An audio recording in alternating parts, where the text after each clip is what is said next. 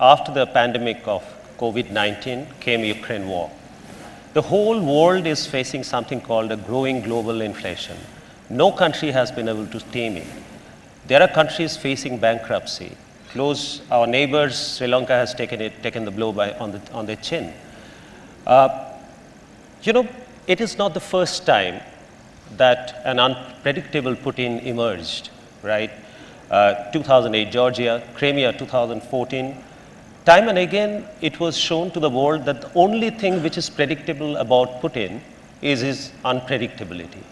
Even then, West has let it happen. Is it a serious leadership deficit on the West part? Well, I think we have to squarely blame what has happened in Ukraine on one person and one person alone, and that is Vladimir Putin.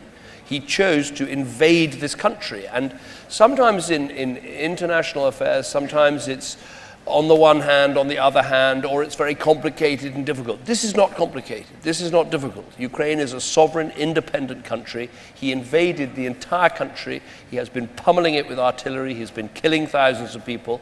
It is an appalling act, and it needs to be condemned the world over. And as you say, it has these terrible consequences, not just for Ukraine, but for everywhere, because of the huge increase in oil and gas prices, because of the huge increase in food prices. So everyone is going to be affected. But ultimately, he is to blame. Could the West have done more? I would argue that if you look at the response, the unity that's been shown from different European countries, the strength of NATO, the supply of weapons and aid and help to Ukraine, I think that the response has been very positive. And we have to keep going, because we cannot let Putin win in Ukraine. We cannot let this stand, because if we live in a world with no rules, if we live in a world where people can get away with things like this, it will become less safe for everybody. So I think you're right to point to 2008 as a moment when Putin did similar things with Georgia and there wasn't a strong enough response. I would argue in 2014 there was a better response. I was sitting around the European Council table. We put on sanctions, we put on pressure, we supported the Ukrainians. But clearly we need to do more, and we need to keep up the pressure. And I hope that we'll be able to build the biggest international coalition of condemnation of what Putin has done. So we're dealing with something which is inexplicable, unpredictable, called Mr. Putin. During your 6 years of prime ministership, you tried to forge a relationship with Putin.